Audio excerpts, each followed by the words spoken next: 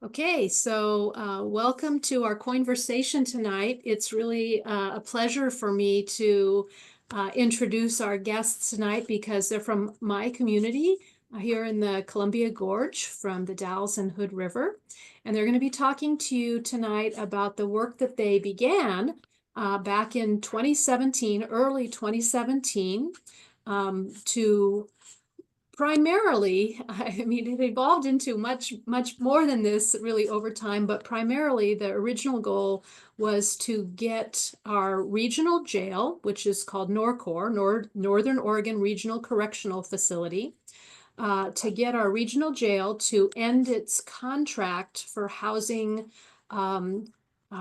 immigration detainees for ICE, for the Immigration and Customs Enforcement. And so just a little bit of background, NORCOR is a 4-county adult and juvenile regional jail funded by the taxpayers of Wasco, Hood River, Gillum, and Sherman counties. And it opened in the late 1990s with 186 beds. It's run by a local board, which is made up of county commissioners, local sheriffs, and some jail administrators, or 1 or 2 jail administrators. And when it was first built, really part of the plan for financing or funding it was to be able to rent beds out to other counties, and as it turned out, also to ICE. And so in order for it to be sustainable financially, the jail argued originally that they had to rent beds out to ICE. And these leaders that you're going to meet tonight said no to that. And they did a lot of work over many years and are still working in coordination with our local law enforcement to keep ICE out of NORCOR. So I'm going to just give you a quick introduction of who they are and what they're going to be talking about, and then we'll let them go. So first up is going to be Amber Orion. Amber, you can wave there. She's going to talk about how the action at NORCOR began and why, and who and how other organizations supported them, and how the action evolved and integrated into a regional movement. Next up will be Red Stevens, and he'll be talking about how clergy and legal help was organized and implemented, and how it helped bring the real stories of the detainees out into the public. And then next up will be Connie Crumrick, and she'll be talking about a lawsuit that community members brought against NORCOR, and that it came to be based on an assumed violation of the Oregon sanctuary law, and what was the strategy and what outcomes were realized. And then finally, Tim Schechtel will be talking about the direct actions that the group used. And I'll say group, it was really a coalition of groups, how those actions were developed and carried out, how they conducted themselves, maintained control, and maintained safety. What outcomes, both desired and unexpected, did they get? And what consistent behaviors and attitudes did they maintain that supported their success? So with that, go ahead and take it away, Amber. Unmute myself there. Do that thing where you start talking and nobody can hear you. I am Amber, as Debbie shared with you, and thank you, Debbie, for that great introduction. I am currently residing in Hood River, Oregon. I'm a longtime resident of the Gorge. I've been here since I moved to the Gorge in 2000. So I've been here almost 25 years now. And let's see, what else? My background is in pediatric and family medicine, focusing on working with families and migrant families, especially in the area. And then about 10 years ago, I made a natural transition into community organizing, as I'm a lifetime activist. My family were activists, and we started with Gorge Resistors, which is part of this story. So we began with Gorge Resistors in December of 2016 after the election. And we started by planning a very small kind of accidental, if you will, Women's March, thanks to the weather. Any of you that know the Gorge area know that sometimes we get locked in here with unexpected weather. So we started with the Women's March and planning around just helping folks in the community be connected and find things that we could do. And we all felt very helpless, very frustrated with the current situation back in 2016, early 2017. And I started looking at, there was a budget meeting for NORCOR, which Debbie explained is the regional jail in our community. And I'm a numbers person naturally, so I was looking over these budget documents in looking for things that were, going on in the community that I could get involved with. And I noticed that the numbers seemed off. Something didn't seem right. That was the first thing. The second thing that caught my attention was that the current director of the jail, his name was Brian Brandenburg, that he was due for a significant, like $20-something thousand raise while they were going through a budget crisis. And I thought, that doesn't seem right. And then I noticed that there was a line item in the budget that spoke to ICE beds. And I thought, what is that? Our local jail at the time had the names, faces, and all of the information available for those that were in custody at the jail, but they didn't have anything on there about ICE or anybody being held for that reason. So those were the things that caught my attention. And I was going to some other local meetings, which many of the folks who are on here today in the area also were going to. And slowly we connected and started talking about, hey, there's this strange thing going on, and we're really concerned. So we started showing up to NORCOR, asking questions. We showed up beginning just saying, hey, these things don't match up. Can you let us know what's going on? And the immediate response from Brian Brandenburg, the director, as well as the county commissioners, which is who made up the board at NORCOR at the time, they were immediately very upset by us being there, asking questions, and pushing back. I remember the first meeting being really surprised at how literally red in the face the folks were getting when they were coming back at us with responses that were nothing to do with transparency or answering the questions that we were asking. So we didn't let that deter us. As a matter of fact, that behavior very quickly made us realize, okay, we're not imagining this. This isn't just something that was an oversight or a misunderstanding. There's something going on here, and we would like to get to the bottom of it, especially still asking, what are these ICE beds? So we continued to show up and ask questions. And as we did this, we started to talk to more folks in our community and building at the time, we didn't have a coalition. At the time, it was just interested folks in the community that wanted to show up and say, hey, I know that Gorge Ecumenical Ministries, which we also fondly refer to as GEM, they were some of the first folks to show up and say, hey, yeah, there's something going on here. We'd like to know more. And all of the folks, those of us that are on this call tonight, were there right in the beginning asking questions. So we began to ask questions. At this point, still trying to collect information, because although we knew something was going on, we didn't have enough information to know exactly what. And as we started to build community, during all of this time, I received a call. I was one of many folks who received a call saying, hey, the Northwest Detention Center, which is run by GEO Group, which is a private prison corporation up in Tacoma, Washington. They were built in 2007 to hold up to 1,500 people inside that facility, specifically for ICE detainers, specifically for immigrant folks that they chose to put in there. So we got this call saying, hey, there is a hunger strike going on at Tacoma at Northwest Detention Center. And there are folks, or excuse me, there are folks that are organizing there. They're called the Northwest Detention Center Resistance, or now lovingly known as La Resistencia. And they were connecting with Rural Organizing Project. You'll hear more about them during this call, and said, hey, we've got this going on. There are folks on hunger strike, and GEO Group, who owns the center, as well as ICE, are threatening the hunger strikers with multiple forms of retaliation.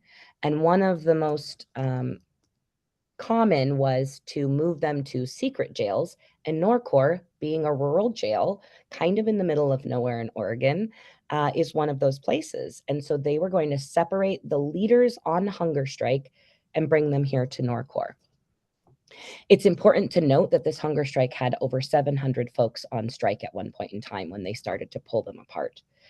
So they sent the leaders down here, and the ask of us was, can you organize around to help support and protect them and bring their message out? And every single one of us that was asked that day said, absolutely, we will. We're already paying attention.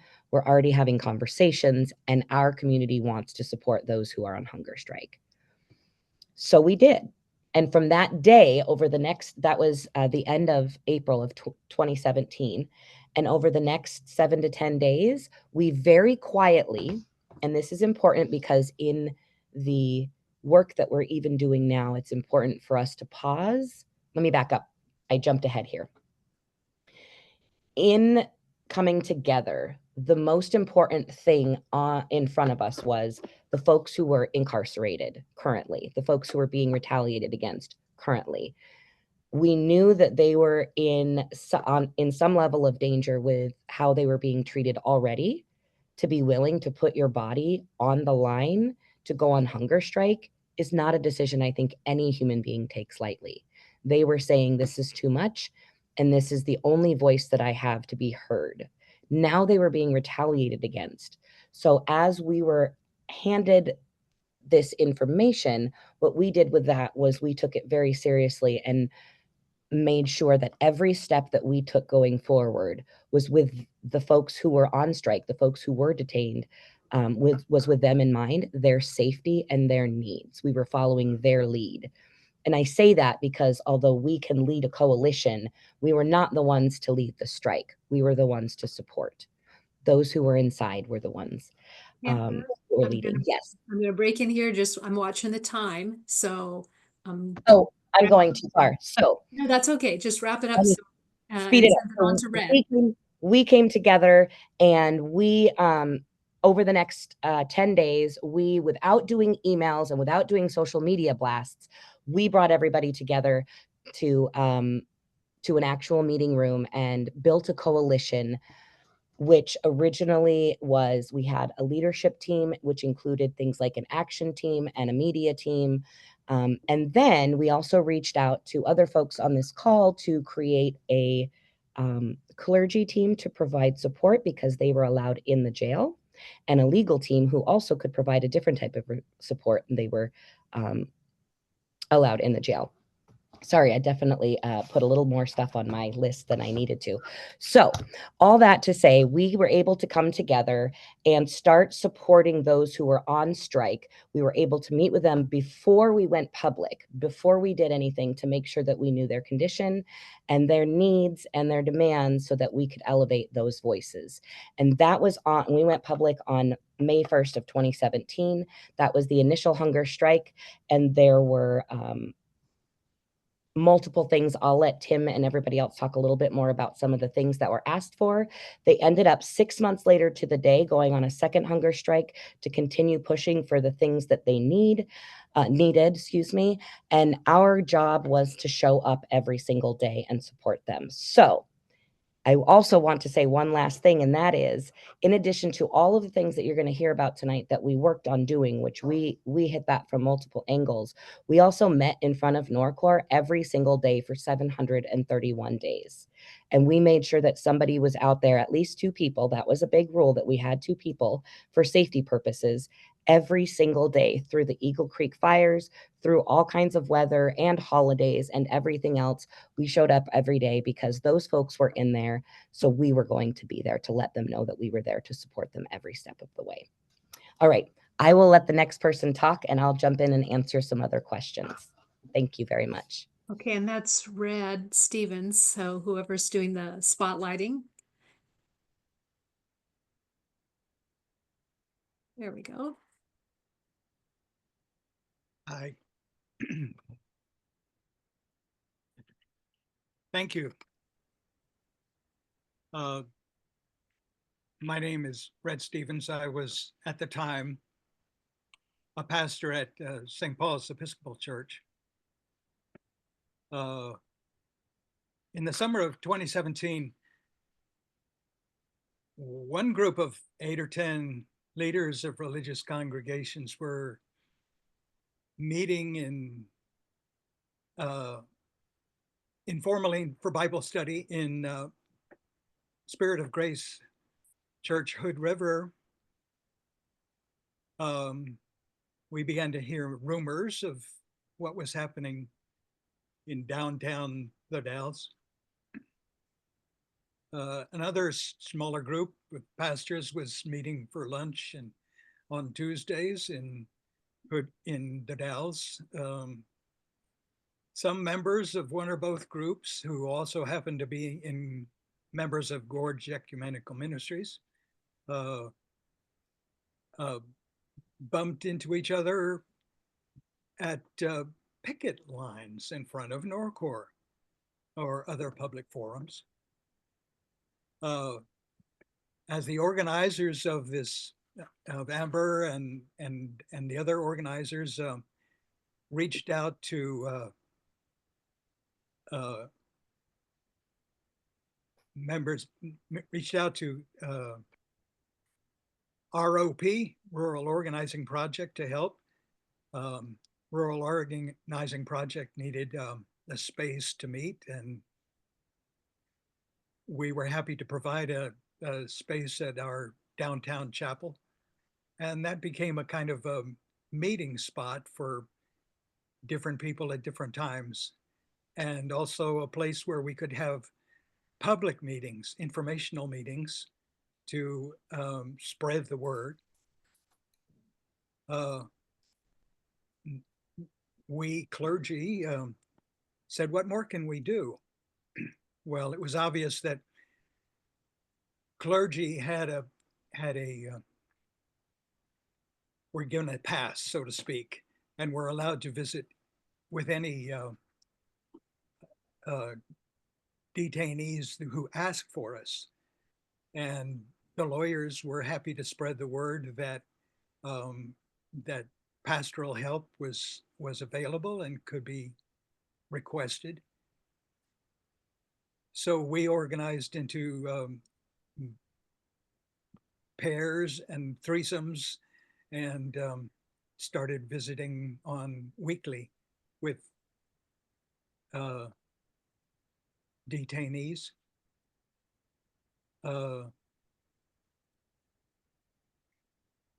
It's my recollection that Vicky Stifter and John Boonstra, pastors at Riverside Community Church, were the ones who actually organized, shepherded the shepherds together and got us organized in teams with actual schedules, times to meet. And they were the ones, I guess, who first began to say, there are interesting stories happening here. These are not what we have been told in newspapers and articles about the characteristics of the people we were meeting as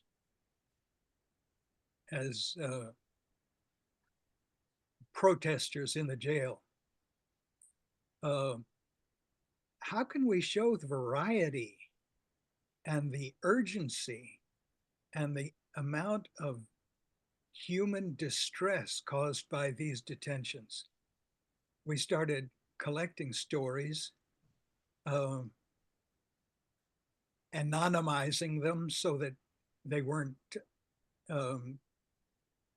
carrying out, they weren't informing people unnecessarily of the identities of the speakers, and spreading them in letters to the editor, in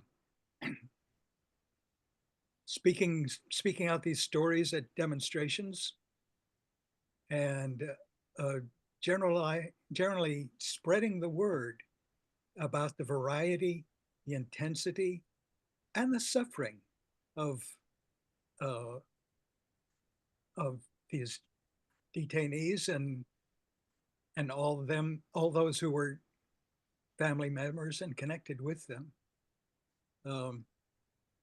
Amber didn't mention some of the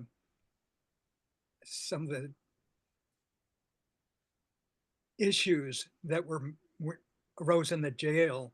For instance, people on hunger strike had the ambient temperature of their pods and their meeting rooms lowered, so down to 65 degrees, so that just niggling little problems that began to come up with the way people were treated differently. Strike.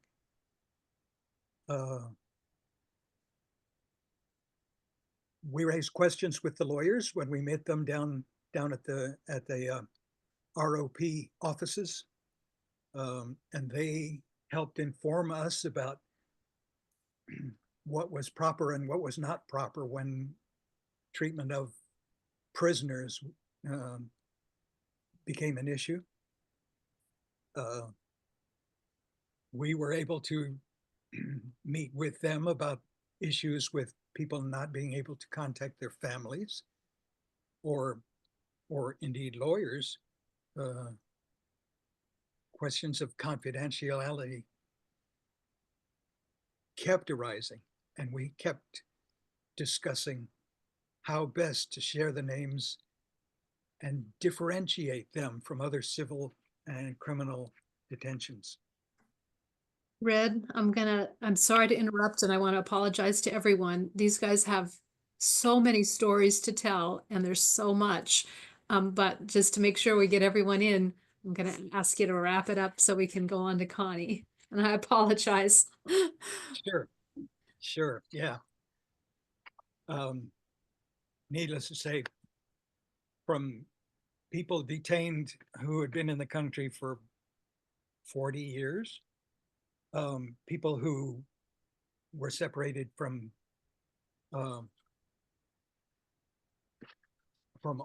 all family support,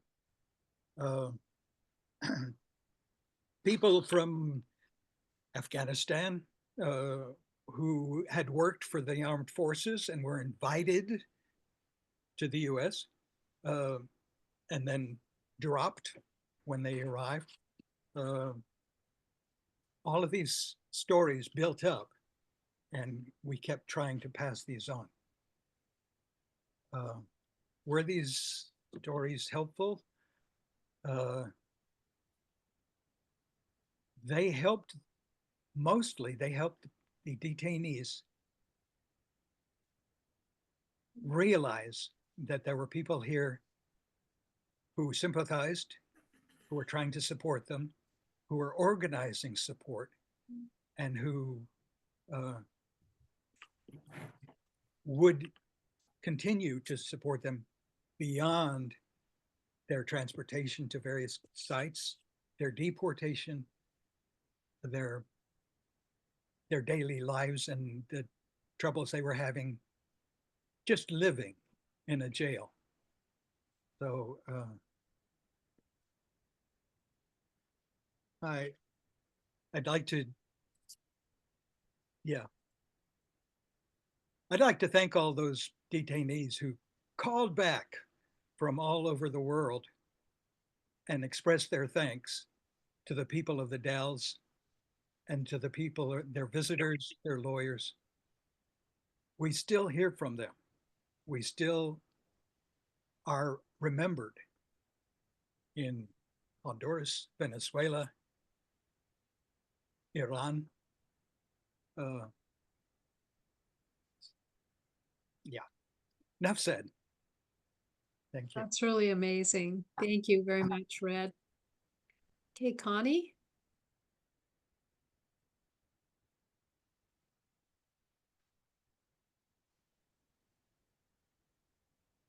Okay. Go ahead, Hi. Connie. Yes, I've been a resident of the Dalles since 1975, and I had a 35-year career in the mental health field, primarily as an elementary school counselor, and also taught sociology classes at the community college. I retired in 2010, was actively volunteering in schools, and then joined the Pop Indivisible group in the winter of 2017, and specifically the Immigration Committee started protesting at NORCOR in the spring then when the protests began. And I was approached by Tim Schechtel, who had learned that the Oregon Law Center and Innovation Law Lab were wanting to file a lawsuit against NORCOR for a violation of the 1987 sanctuary law. And he asked me if I would be willing to be a plaintiff. I spoke to the attorneys, I agreed. And in that summer of 2017, 4 plaintiffs did file that lawsuit. There were 3 main issues. One, that NORCOR was notifying ICE when people were booked of their country of origin. Other jails in the state were also doing that. That NORCOR was holding people once they were released, waiting for ICE to come and informing ICE, and also that they had this contract with the government to allow housing immigrant detainees at NORCOR, sometimes up to years. So I just became clear in myself that I did not want my jail to be also a prison for immigrants. So the lawsuit gets filed. Meanwhile, the protests are continuing. We're going to board meetings. In 2018, Tim and I and some others formed the NORCOR Community Resources Coalition, which kind of ran parallel to Gorge ICE Resistance, and with a specific focus of trying to find alternative funding to replace the ICE contract. Another important thing that happened in 2018, you may recall, was the Measure 105 was defeated by the voters in Oregon. They had attempted that measure to repeal Oregon sanctuary law. That failed. And then also a very significant thing was that we helped to elect an ally to the Wasco County Commission, and she got on the board at NORCOR, Kathy Schwartz. So time goes on. The case is ruled on in February of 2019. We lost on 2 issues, the housing of detainees and the bookings notification. We won on the holding of detainees after their release time. We appeal, NORCOR appeals, protests, board meetings, it all continues. And a lot of pressure and publicity is being put on through the lawsuit and the protests, and regional connections, even nationally, we're getting publicity. So the pressure's on, and Kathy Schwartz, one of the sheriffs and one of the juvenile directors, worked to find an alternative funding source, the U.S. Marshals. And in August of 2020, the board voted to end the contract with ICE for housing people at NORCOR. There were a lot of tears shed. The lawsuit continued through the appeals court, which heard the case in October of 2020. Continued because, of course, any other jail could have started up, or a public entity, a contract. So the lawsuit was in place. And then, so importantly, in June of 2021, the legislature passed the Sanctuary Promise Act, which strengthened Oregon's sanctuary law, its language, its scope. And that made the lawsuit then moot, and it formally ended. And the plaintiffs made a press release saying that we're grateful that the state legislature agreed with us that it was contrary to the intent of Oregon law for our local jail to be acting as a prison for immigrants. We express our appreciation to the Immigration Law Lab, the Oregon Law Center, and to the countless individuals and groups who worked tirelessly over 4 years to make the state of Oregon a leader in protection of immigrants' rights. And that continues today where, of course, we have to remain vigilant that the law is being enforced and followed. And I've come to believe that every jail should have a citizens group involved to just keep tabs on things, develop relationships, so to speak. And our NORCOR Community Resources Coalition has evolved, and we remain very connected with the jail. We attend management team meetings, board meetings, advocating for mental health and substance abuse treatment and a continuum of care for folks when they leave NORCOR. My big takeaways from this experience were to be committed in the long haul when lawsuits are involved, understanding that win or lose, you do draw a lot of publicity. It puts pressure on a system financially and otherwise. So it's a strategy to give careful consideration to.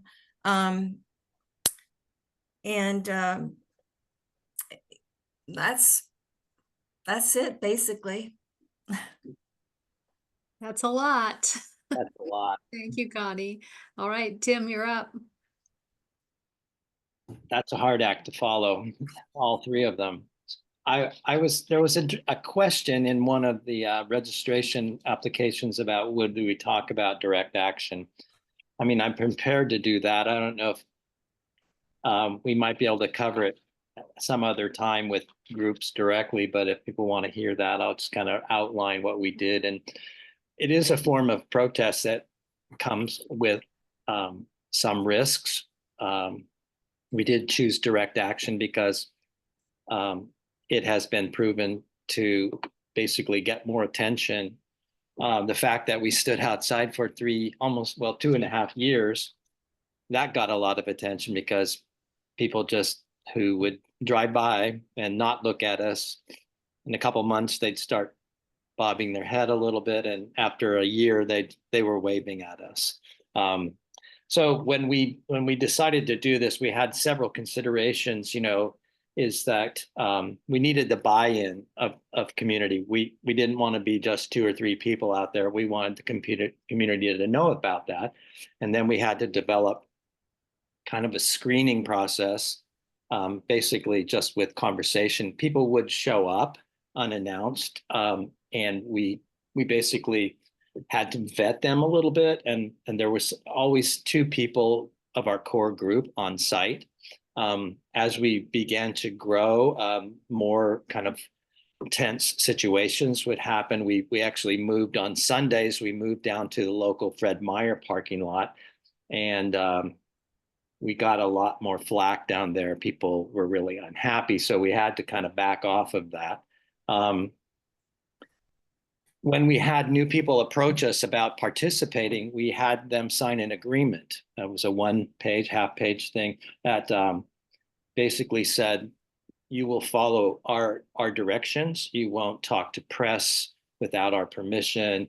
If any law enforcement comes around, we agree not to speak. And just basically, if you're going to be at the rally, we called it the rally, you had to sign in every day. Your name, your phone number, email, whatever. And that's the way we maintained a way to screen people out. So it wasn't talked about before, but those rallies were minimum of 2 people. Our average was 4 or 5. a lot of the people who are on this call were there every day or every other day if they couldn't make it. Someone would stand in for them. So it wasn't a large group of people most of the time. We met the same time every day, 5 p.m. We stayed for 1 hour. When the hour was up, we left. We also had larger group meetings, different organizations from around the state. We had several meetings, rallies that were hundreds of people, where we had film crews, we had audio, we tape recorded stuff, we did photos. So we also helped host an organization, immigrant Interfaith Movement for Immigrant Justice out of Portland.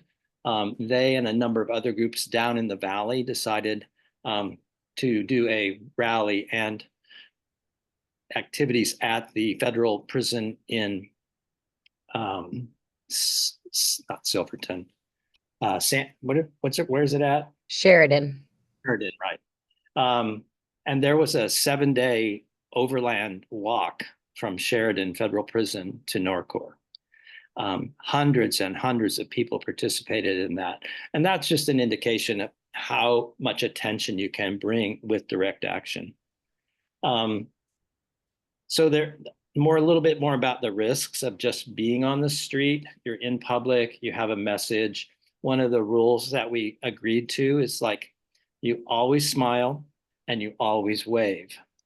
And when people give you the finger or the F-bomb, you always smile and say, thank you. And we had people flip us off one day and stop by and chat with us the next day. Our tactical training, we took legal observer training from ACLU more than once. And people, as they came in, we re-upped for that. There were de-escalation training through ROP. We had several Iraq War veterans come in and practice and show us how to basically do simple de-escalation techniques. We developed a security team, which the ROP security team still exists to this day. So we made practical decisions to keep people safe while maintaining our position. We did build a relationship with local law enforcement and said, we are self-policing. We will keep people out of the street. We understand that we cannot block the sidewalk. We understand the rules around doing this type of action. And they began to observe us and say, thank you for doing that. And then hand you a card with a cell phone number on it that says, if it ever gets more than you can handle, please call. So in all that time, I think I made one call. It was a little scary. Some folks dropped, they wouldn't back off, and they were in a car. And so anyway, so we were successful in maintaining a safe operation pretty much wherever we went. And if we went someplace else and joined another rally, our security team from our local group was always integrated into the security team wherever we were meeting up with other groups, basically working towards the same end. Some of the things I think that really come out of this work and that the success of it really hinged on is, number one, I'll just read off a few things. And what we understood is like, no one is expected to do anything beyond their limits. So the motto was, do what you can when you can. If you intend to help others, go to where they are. Don't invite them to be at the rally, although we did that. Is that if we were going to help immigrant families, we knew a lot of immigrant families and where they were and where they went to church. So we would come to their meetings and we would ask, how can we help you? And that was a good thing to do. Go to where the people are. Simple things like the agreements that we have would be to tell each other the truth, and to after you acquire facts and tell the truth skillfully, which a lot of us learned to be much better communicators when we're communicating in public, and there's other risks involved. We had to be able to communicate precisely to get people to follow your instructions if there was some issue. The other things, just quickly, is like know when you need to have help and ask for it. Know when to walk away, know when not to walk away. And the biggest one is just show up. Just show up. You don't have to, provide anything fancy, just show up and put a body there. So you could repeat on any one of those, but those things made and built relationships, not only with amongst ourselves, but with our community. And really,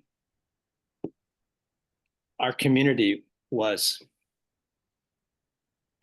I would say, up in arms against this institution. We were in an adverse situation, but we stayed there.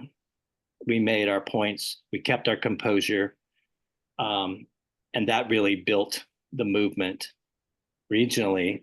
And just the sheer number of people, the level of commitments. I mean, we had people coming from Portland to do choir practice at a rally to sing to the detainees, and they'd be banging on the walls because they could hear us. So that was our style of direct action. We made attention, we drew attention to ourselves and to the issues we were working for and the people who were being suffering inflicted upon them by being detained. So I think there'll be time in the Q&A to cover other questions. I can talk to you more about that. And then we're also offering to leave our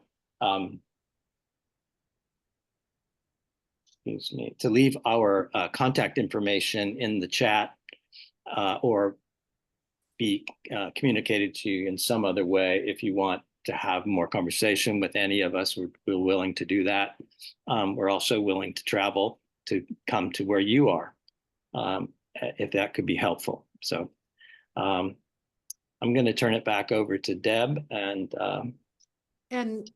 Teresa, could you go ahead and spotlight the 4 panelists again? And Amber wanted to add something, and then I have a couple of questions that came in the chat or earlier that I'll just pose to you all too. Thank you so much. I just wanted to add, and I'm going to bullet point this because I know we're short on time, but just some things that popped up as the other 3 of y'all were talking were, I think one of the things that was really helpful in our success is that we had a strong team with structure, commitments, goals. We met regularly, we communicated regularly, and we had a signal thread so that we could keep everything kind of in-house and secure, because all the information that we had, the people that were going to be most hurt were locked up, and we wanted to make sure that didn't happen. So that strong team. Also, we did our research. We did our research on the people that we were working with, on the history of NORCOR, and on private prisons, so we knew who we were working with. We also did power mapping, and I really highly recommend that when you're starting something in a community and you're doing that power mapping to see who, what, where, and when really was a strong tool that we used. And then we collaborated. Like Tim mentioned, not only did we show up to meet people where they were at, but people that were working with us and groups that were working with us, we showed up with and for them and their causes as much as they showed up with and for us, because it was all really interrelated. And then at the very end, along with NORCOR Resource Coalition, we also, through all of that, developed a rapid response team that has worked with multiple families in our area who, unfortunately, ICE had kidnapped somebody in their family, and we needed to work with their family and that person to make sure that they had help either in jail or on the other side of the border, and help their family with things that they were dealing with that were very real before and during these deportation proceedings. And that's still going on. And the last thing I wanted to say is that when you're doing these actions, You piss a lot of people off, but I want people to remember, if people are pissed or supportive, it doesn't matter. I mean, it does, but it doesn't matter, because at the end of the day, they're talking about what's going on. And that's the important part. If people are talking about it, no matter how they feel about it, people are watching, and that's important to bring that in. I just wanted to add those pieces. Thank you. Okay, and I'm gonna, Mary asked a question about power mapping, which when you were talking about this at my house the other day, I wasn't familiar with that, and I thought it was a great idea. So could you just say a little bit more about what power mapping is? Sure. So it's basically taking a step back and looking at anybody that's involved or touching the issue. So for us, for example, we had 4 counties, and it was pretty easy to go, okay, these are the commissioners in those counties, these are the judges, because those affect the jail, these are the DAs. And then we looked at who works at NORCOR, who works around NORCOR, who's affiliated with NORCOR, and who has power in the community that can say something either directly to or is affiliated in a way that has influence. We also looked at other things like conflicts of interest and where we needed to step up our actions there. So it really is a way to kind of sit back and have a big map up of who is doing what where, who has power and influence, and where can we put our capacity, our energy in order to move some of these pieces. Like Connie talked about, getting somebody elected that was an ally into the county commission, so then they could come in directly and sit on that board and have a say in a way that we couldn't do. And I'll say that the county commissioners also appointed people to the budget committee of the jail. Oh, And so Kathy- if our Kathy- county, Kathy Schwartz, she could pick her own person. She picked one of our team to be on that. And the one at the very first budget meeting, the woman said, "You don't need to hire an administrator. You need a business manager." And guess what?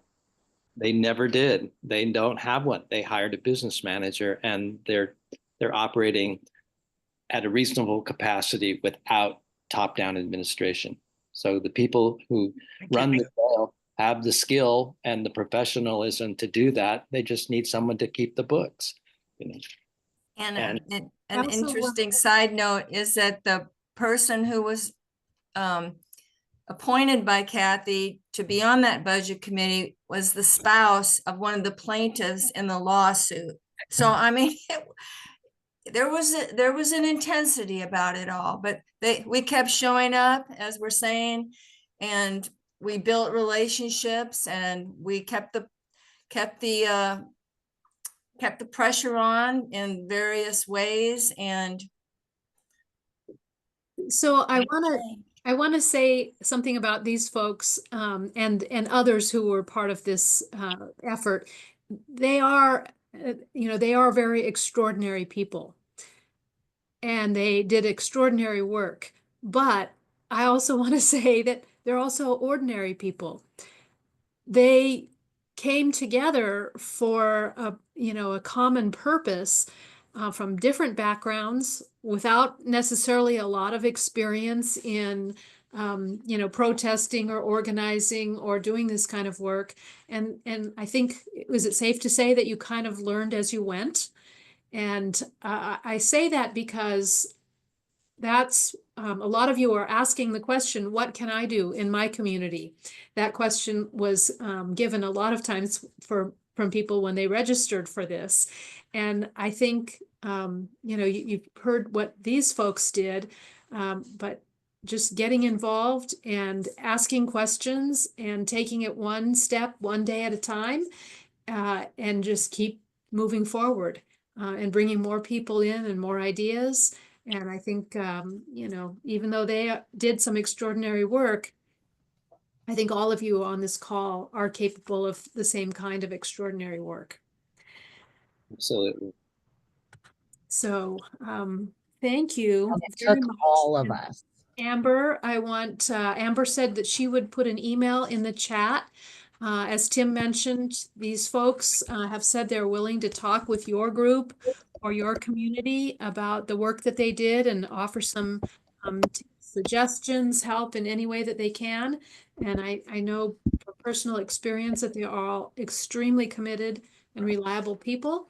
So Amber, if you want to go ahead and put that email in, that Yes. would be great. And if you have further questions, just follow up with Gorge ICE Resistance at gmail.com. Okay. Awesome. Okay. Any last comments or things that you have to say? Otherwise, unfortunately, we have some really boring coin business to take care of. Well, I was just going to say one last thing. And this is in regards to what we're looking at in 2 weeks. I don't know really what to expect, but I believe what they say, that they'll try to do something in some fashion to cause as many people harm as they possibly can. So challenge in front of us right now, I'm speaking to all of us. Maybe Oregon is a bulwark against this insanity, but involved in this is going to consume a ton of your physical and spiritual energy. And so I just encourage you to go into this fully. I mean, this works, but this won't work if this doesn't work. And that's been said, and I didn't coin that phrase. If this is not, it was Bosch Learman or whatever his name was. It was good. So build your capacities, build your relationships in your community, because we can control, our events in our own community. When we can circle people up and motivate them to build that community. And there's going to be resistance, but just keep smiling, keep showing up. That's the main thing. So thank you for allowing us time to talk with you tonight. Thank you so much. Thank you. Thank you so much. Okay. We have just a few items of coin business, just a kind of a few reminders.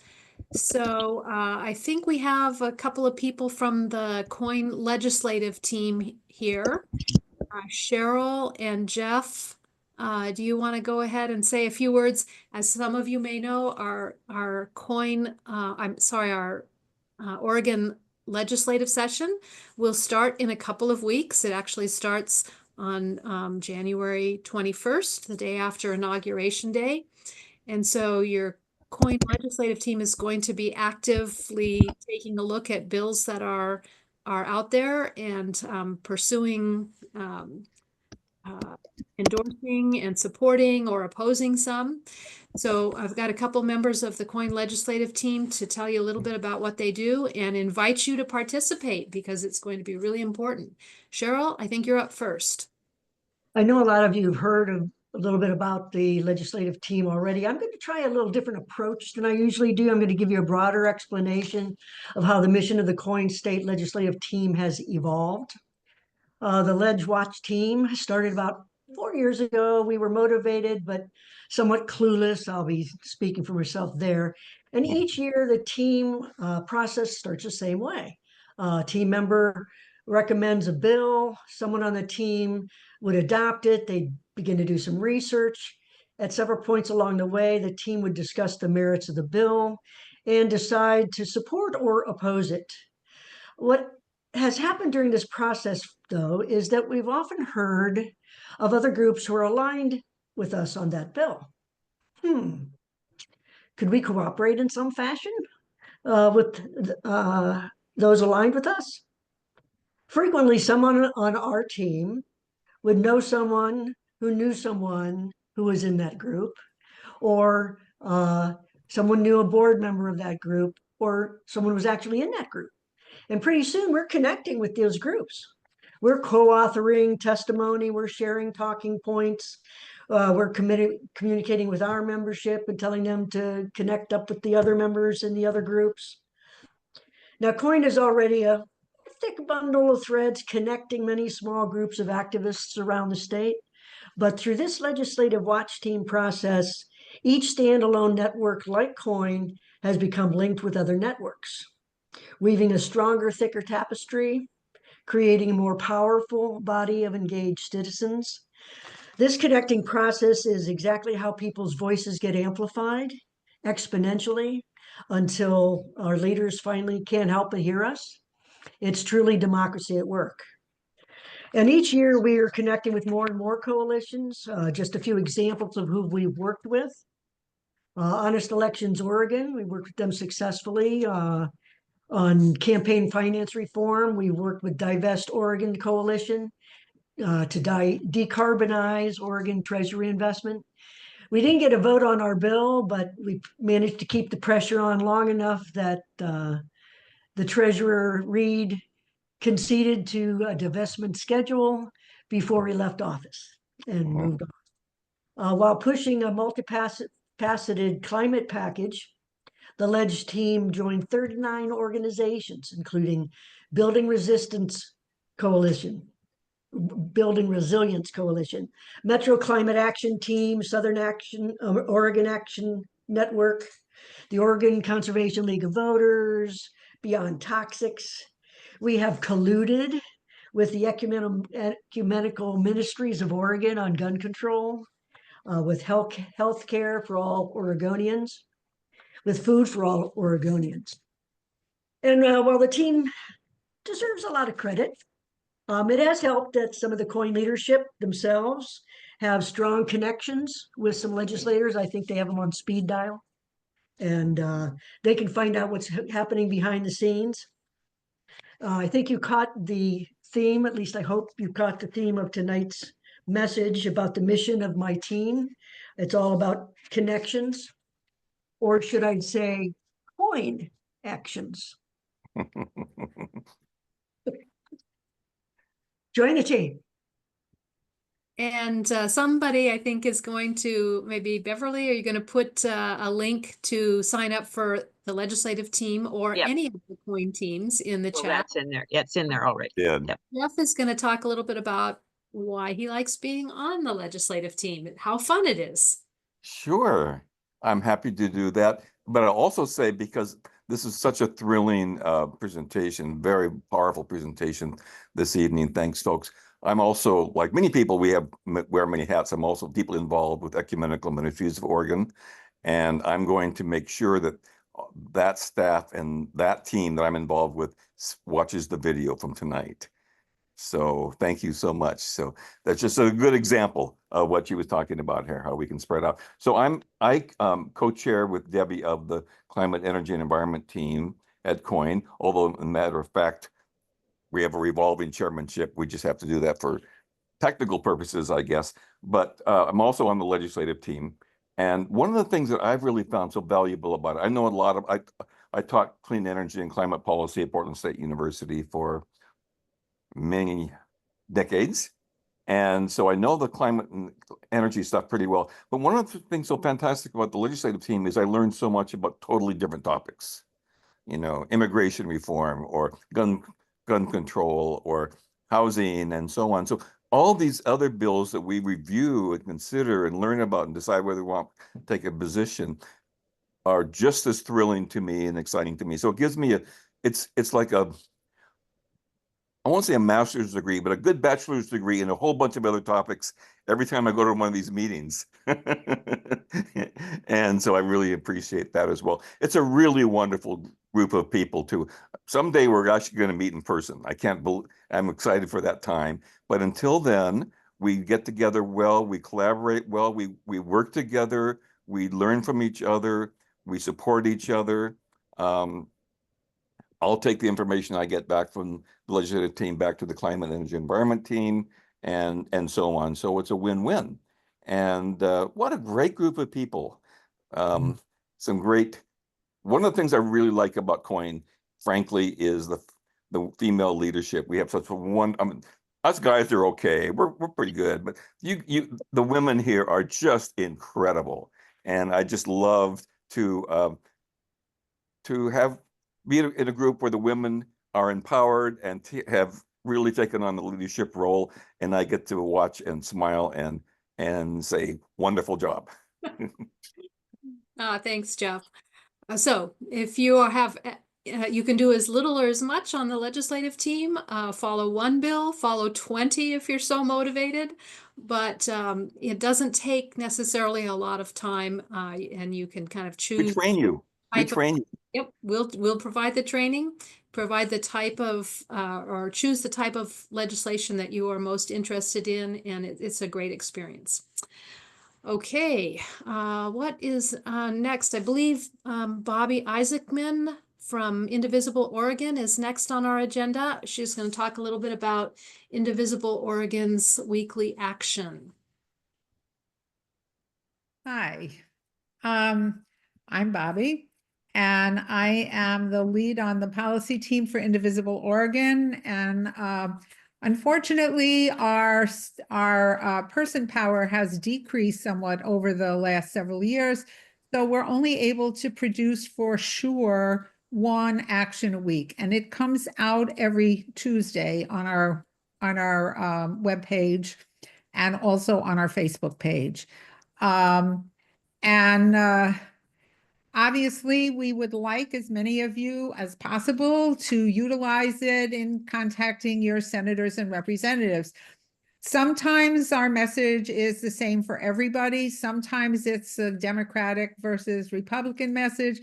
And sometimes it depends on the individual senators and congresspeople, because in addition to telling them what we want them to do, it's also really important to thank them when we do what we want, even before we've asked. So I try wherever possible to note that and to thank each of the people who have done what we want them to do, and then ask them to do a little bit more. So in addition to our every Tuesday action, we've also started this year some immediate actions, because an immediate action is something that's coming up that we want people to respond to. It doesn't have the same length. It's not as difficult to write. It's basically a couple of sentences and then asking people, the appropriate people, to call either their representatives or their senators or both. We did one a few weeks ago, and I'm hoping that we will have 2 more this week and maybe 1 next week before the end of the Biden administration. The action that came out today is asking our senators and representatives to contact the president to have him use his executive authority to protect immigrants. So it's very topical with what we heard today. And so I've listed 1, 2, 3, 4, 5, 7 possible things that that Biden could do with his executive action that would at least put off the harmful effects that Trump is going to rain down on everybody that he possibly can. So they extend that they go from extending temporary protective status for groups now. They can get protection for up to 18 months. Several of them are expiring in the beginning of next year. And I'm asking that he extend all of them for another 18 months. Also, there are now 17 countries that are covered under this form of humanitarian assistance, which goes to people from countries where there are civil wars or other kinds of problems that make it difficult for people to live there.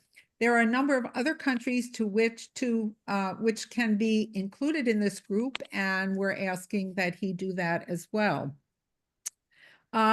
We're also asking that they look at what's going on in immigration court, and that they administratively close as many cases as possible, and dismiss cases that people who are in custody who are not dangerous. And unfortunately, that's a large number of immigrants. I do some asylum work myself, and I've had clients that have been in custody for no reason other than because ICE can put them in custody, not because they pose any danger to themselves or anybody else, or even that they are not keeping in contact. I mean, I had one client, I got him out of custody. A month later, he went on his appropriate day to meet with ICE, and they took him back into custody. He didn't do anything wrong, but they could, so they did.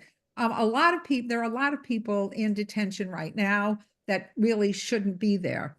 We're also asking that Biden halts the possible increases in ICE detention facilities, that they close facilities that are particularly abusive toward immigrants, so that when Trump takes over, he will have fewer spaces to put people than rather than more. And also that that they do everything in their power to speed up speed up asylum cases, because right now people are waiting up to 7 years for their asylum interviews. And even though the Biden administration considers them in the country legally, once they apply for asylum, there is no indication that Trump will do likewise. So I'm urging all of you to look at our action and to call as many times as you possibly can within the next couple of days on some combination or all of the proposed actions. Thank you, Bobby. And I see several of you have asked about how to get the information. And so remember that our COIN newsletter comes out every Wednesday, and we will include Indivisible Oregon's weekly action there on the COIN newsletter. And you can also, as Beverly mentioned, she just put the link in again, go to Indivisible Oregon's website and click on their daily actions and save it as a favorite. So you can go back there each week and do it. Takes just a few minutes, and they provide great research behind the message that they give for our members of Congress. So they're really impressive. Another thing that I would add is, obviously we try and find topics that we think are important and that are topical. But obviously, you know, we might miss areas that are important to many of you. And so if you have any suggestions of things that you would like to see us do in daily actions, you can send me an email at bobbyisaacman@gmail.com. And I don't know how to put it in the chat, so sorry about that. I'm very old, and one of us will put it in the chat for you. And then finally, is Hannah here tonight? Our Indivisible organizer? Yes, I am here. Okay, Hannah. Hannah's going to just share with you a couple of things that Indivisible, our national organization, has going on that you will be interested in. Yeah, so I have 3 things for you all tonight. So the first, every single week in January, our executive directors are having a Zoom meeting. Everyone's invited. You can come ask questions. They're going to talk about 2025 and what our plans are. But that's every single week in January. And then after January, it sounds like it might be every other week, possibly every week, possibly once a month. We're still deciding. But for the month of January, while we're still in the planning mode, figuring out what we're going to do in the next year, if you have any thoughts, questions, or suggestions for Indivisible, the national organization, you should join. So I'm going to put the link in the chat for everybody. That link will take you to our general Indivisible events page, and then you can see all the different events that we have coming up, including all the weekly events that I just mentioned. The second thing that I wanted to talk about is the weekend of Martin Luther King Day, also the weekend of the inauguration. We're promoting a weekend of service. So if you in your group, your Indivisible group, or a group of friends, we're hoping that folks can get out into their community, volunteer at a food bank, volunteer at a local organization, maybe make some little kits with like socks and soup and hand warmers and things like that. I will also put a toolkit for that in the chat so you can have more information. But we're really hoping to use that weekend to do as much as we can in our own local communities. So please check that out. And then the third thing that I have is that, so we have an Indivisible group map. You might have seen it before. It is on indivisible.org.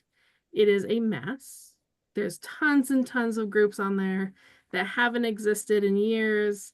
There's just tons and tons of info. It is hard to find things. We are doing, over the next 2 weeks, we're doing a huge update to the map. And what we're going to do, we're basically going to remove everybody from the map. And if you want to be on the map, if you have an indivisible group, you want to be on the map, we need your information.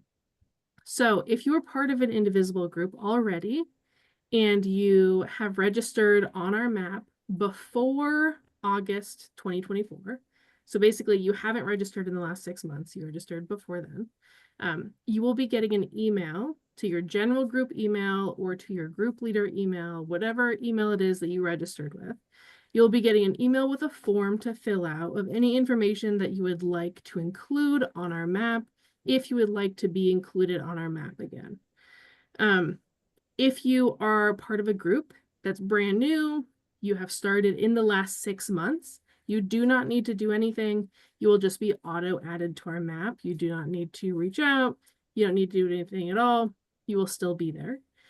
If you are not sure if your indivisible group is on the map, I'm going to put the link to our map in the chat as well. Please look at it.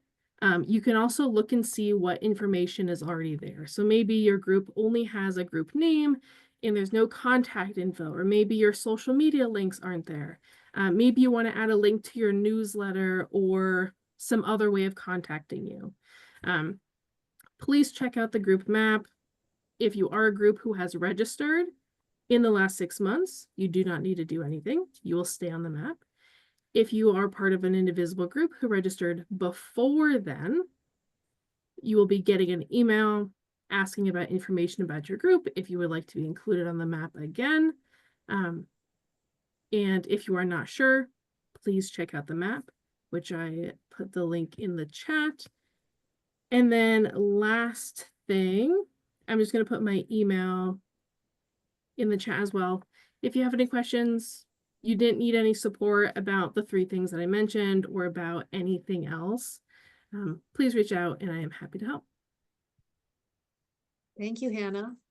And the last thing I have, speaking of new groups, is that COIN leadership has sent an email to the new groups that we are aware of. And as Hannah mentioned, there have been a lot of new groups, and it's been hard to keep track of who all the groups are that are active.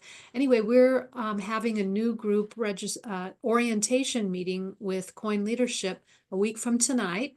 And so I'm just going to put the registration link for that. If you are part of a new group or part of a group that is just reforming after being inactive for a while, we invite you to come and find out more about what COIN is and how we might be able to help your group organize and connect you with other groups and help amplify your voice through this organization. So let us know by registering, and so hopefully we'll see some of the new group leaders and members at next week's orientation meeting. Anything else for the good of the order? Quick question from Jeff. Is part of this goal with the updates of these maps and the contact information actually having someone's email addresses? Because so many people are asking me, how do I contact the various indivisible groups in Oregon? And we don't necessarily have email addresses.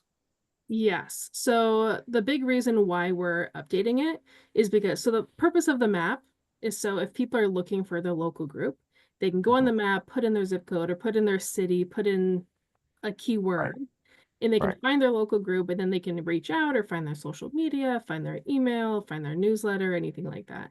Right now, the way that it works, it's not really functioning the way that it's supposed to. There's a lot of groups that aren't really active anymore. So yes, the hope is that everybody who will be on the map in 2 weeks when we do the update, everybody will have contact info so people can easily reach out to them. They will have social media pages if they have social media pages.